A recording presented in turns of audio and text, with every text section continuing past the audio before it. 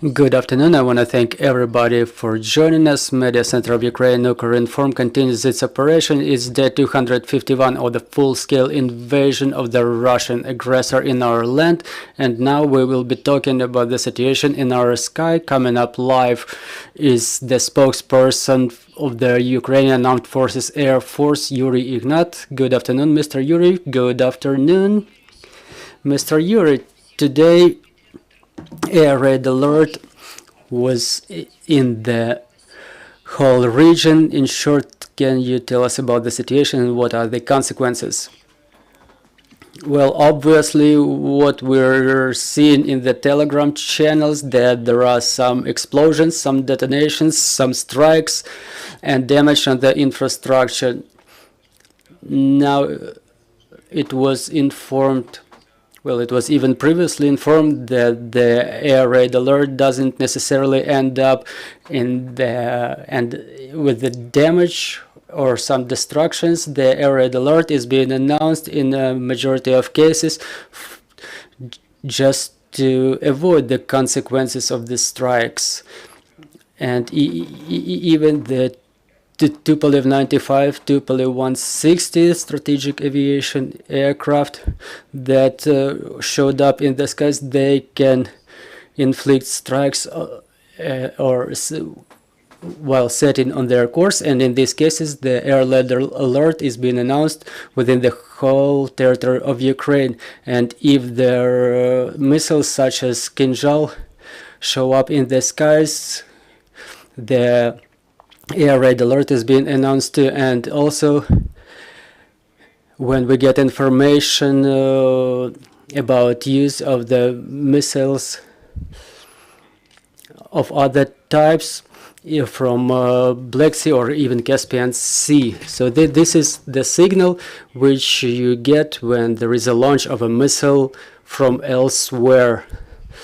So even if you get the information from any source that the strike is possible, but it didn't happen yet, so you gotta think twice before relaxing.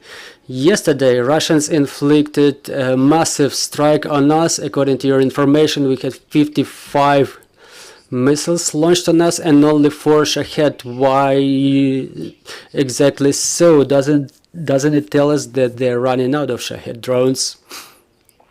Well, you know, it was announced many times that Russia ordered at least 2,000 or 2,500 of these Shaheds from Iran. Well, obviously they were already used in the sufficient amount. According to our information, around 400. 300 of them were destroyed by the anti-aircraft defense forces and our Navy and land forces. By the way, today, this night, 6 Shaheds were destroyed. 3 of them were destroyed by the interceptors of the Air Force in the East Operative Command, and 3 more were destroyed in Poltava region by territorial defense forces. Unfortunately, there were some strikes and damages reported by the local authorities. There are some factors that tell us that some Shaheds were ordered. Maybe they were not still put together in the factories or not yet brought to the launch sites, or maybe they save more to inflict some massive strikes in future. Maybe it's due to weather that they cannot use these Shaheds because it's an aircraft. So in any way that it's a loitering drone, and the same factors influence it as to regular aviation. So the wind can impact its course, or maybe there are some other reasons, some other factors declared by the occupant. As to the Kinzhal missiles, there is information that Russians bring these Kinzhal missiles to Belarus. Can it influence in any way on the situation in our skies? No, it cannot influence in any way. What can influence is the decrease of the number of these type of missiles or their full absence, because their declared range is 1,000 kilometers, and the carrier of this missile is MiG-31 aircraft and also other aircraft of the strategic aviation which can carry this type of munition. Since they come in low numbers, they are mostly launched from MiG-31. It's attached to the body of the aircraft from on the belly, and it can inflict the strike which is difficult to react. So it doesn't matter where the aircraft is it in Russia or in Crimea or in Belarus. Its location in Belarus, it's more of a threat, not like a threat to Ukraine, but more bristling weapons in front of Europe. Mr. Yuriy, there is information with reference to Pentagon that we will have a number of HASAM systems. What else do we expect in terms of international help? Do you mean the NASAM's rocket systems? I was thinking maybe they give us something else. Well, yes, it's a Norwegian rocket system. We're talking about 2 batteries that shortly will be complemented to Air Force. One battery can include from 2 to 9 launch facilities to cover the widest possible range of the front line, because NASAM's one from Germany is missing the company of other Western missile systems to protect our Ukrainian skies. Also IRST, we're expecting more of them, depending on how will German industry make it on their progress. Recently, the head of intelligence, Kirill Budanov, mentioned that in November we're expecting the use of Iranian missiles. Are we ready for this type of weapon?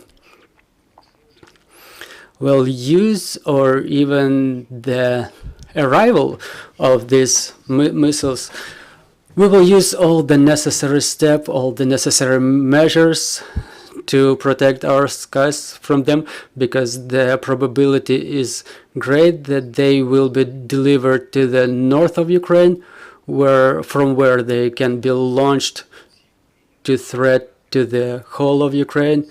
One rocket has a range of 300 kilometers, another has a 700 kilometers range. The ballistic missiles, we don't have effective protection from this type of munitions. We can theoretically shut them down, but practically it's pretty difficult to do it with the means that we have at hand currently, because it's the anti-aircraft weapons and not anti-rocket. What occupant is about to get from Iran are ballistic missiles, the same like Iskander-M that currently are at hand with the occupant. So Iskander is something that they expect to get from Iran, because they are running out of their own reserves. But even notwithstanding the difficulty of shooting these type of munitions down, we had an information that our Air Force managed to shut down one Iskander recently. Does it tell us that we learned to fight them even with the weapons we have at hand?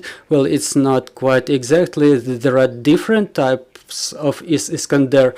There is Iskander-M is a ballistic missile, meanwhile Iskander-K is a cruise missile. It flies on the low altitude with another trajectory in close proximity to the land, but yes, we managed to shut them down. Dear colleagues, your questions please. Ukrinform 2 weeks ago after the first massive drone attack, there was information from the Minister of Interior Denis Monastyrsky that Ukraine is in negotiation with the Western partners regarding the technical assistance for defense against kamikaze loitering drones. And is there information of where we get, if we could get reports on what kind of material is that, we probably would have already gotten it. We're talking about different electronic countermeasures equipment and other types of equipment which can effectively contribute to our capabilities. And when we get them at hand, we will report you immediately. We know that there was information, Mr. Yuriy, that we already have some of our pilots selected for training. Can you say a few words about that?